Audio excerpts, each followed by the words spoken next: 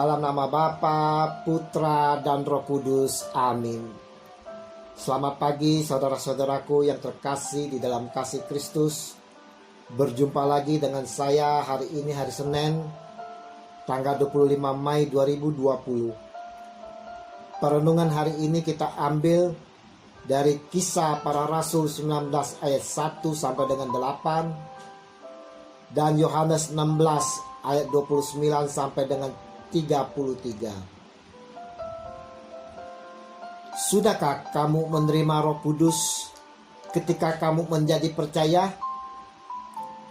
Kisah Para Rasul 19 ayat 2. Hari ini Paulus dalam bacaan pertama menanyai kita semua, seperti halnya dia bertanya pada para murid di Efesus. Apakah kita semua sudah menerima Roh Kudus? Saya percaya ada yang menjawab sama seperti murid-murid di Efesus. Belum. Bahkan kami belum pernah mendengar bahwa ada Roh Kudus. Sungguhkah kita belum pernah mendengar tentang Roh Kudus? Sungguhkah kita belum menerimanya? Saudara-saudaraku yang terkasih dalam kasih Kristus, para murid belum mengenal akan Roh Kudus dan belum menerimanya, karena mereka baru menerima baptisan Yohanes Pembaptis, yaitu baptisan pertobatan. Sedangkan kita menerima baptisan dalam nama Bapa, Anak, dan Roh Kudus. Secara otomatis kita telah menerima Roh Kudus. Hanya saja dari kita sering tak mau buka diri untuk Roh Kudus. Kita tak mau tahu sosok Roh Kudus itu.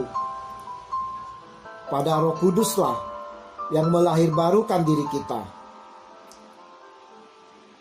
Dan untuk itulah Paulus memberitakan Injil kepada mereka. Mereka menjadi percaya kepada Kristus dan memberi diri dibaptis dalam nama Tuhan Yesus, dalam nama Bapa, Anak, dan Roh Kudus. Saudara-saudaraku yang terkasih, tentang Roh Kudus sering kita tidak pedulikan. Yang penting kita aktif dalam gereja, dalam pelayanan, dalam komunitas. Masalah Roh Kudus kita tinggalkan. Justru jika kita menyatakan diri sungguh memiliki iman pribadi kepada Tuhan Yesus Kristus, kita pun harus percaya akan Roh itu, yaitu Roh Kudus. Karena Roh Kuduslah yang memimpin, membimbing, menuntun kita dalam setiap kita melangkah, dalam setiap pelayanan kita. Dan dalam pimpinan bimbingan Roh Kuduslah kita akan merasakan kasih.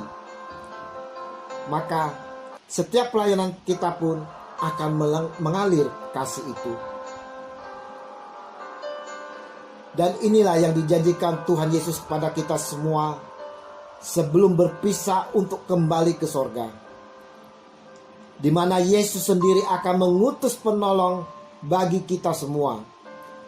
Dialah itu Roh Kudus. Roh Kudus yang akan membimbing kita agar percaya kepadanya, Yesus Tuhan kita. Roh Kudus pula lah yang akan menguatkan pribadi kita, menguatkan kesatuan kita dengan jemaat yang percaya pada Yesus. Ini semua Yesus sampaikan kepada para murid, juga kepada kita, agar hati kita tetap teguh, tetap kuat dalam menjalani misi yang diberikan dalam berbagai situasi dan kondisi. Yesus mengetahui bahwa dalam amanat perpisahannya dengan para muridnya, agar mereka percaya kepadanya, di dalam dunia mereka akan dicerai-beraikan, yang pada akhirnya mereka akan meninggalkan Yesus, seolah Yesus seorang diri. Yesus menegaskan bahwa dirinya tidak sendirian. ia akan selalu bersama Bapa. Karena pada dasarnya Bapa dan Yesus adalah satu.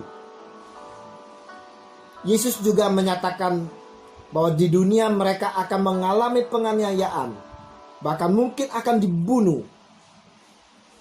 Oleh karena itu, Ia yang adalah Yesus Tuhan kita meminta mereka agar menguatkan hatinya. Yesus dengan kematiannya di salib, Ia telah mengalahkan dunia. Kuatkanlah hatimu. Aku telah mengalahkan dunia. Demikianlah kata Yesus kepada murid-muridnya. Yesus tahu bahwa murid-muridnya harus dicobai. Saudara-saudaraku yang terkasih, bagaimanakah kita menguatkan hati kita? Penguatan akan hati kita antara lain melalui doa, rindu akan kitab suci untuk membaca dan merenungkan, serta melakukannya, hidup bermati raga, rekonsiliasi, dan ekaristi.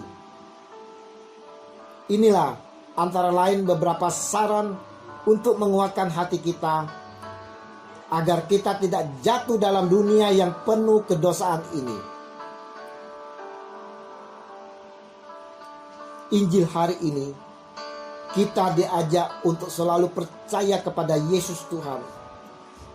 Dengan pertolongan Roh Kudus, kita akan dibimbing, dituntun untuk semakin percaya kepada Yesus. Percayalah bahwa kita sudah menerima Roh Kudus. Bukalah hati kita untuk dipimpin oleh Roh Kudus. Rindukanlah senantiasa akan urapan baru dari Roh Kudus. Kita mau menantikan akan janji Yesus, penolong bagi kita. Kita mau bertekun dalam doa, sehati dalam doa, menantikan janji Yesus itu. Tuhan Yesus, kami rindu akan janji-Mu. Kami senantiasa menantikan janji-Mu ya Yesus. Datanglah ya Roh Kudus, kunjungilah umat-Mu. Datanglah Roh Tuhan, penuhilah kami, agar semuanya dibaharui. Demi Kristus Tuhan pengantara kami, kini dan sepanjang segala masa. Amin. Dalam nama Bapa, Putra, dan Roh Kudus. Amin.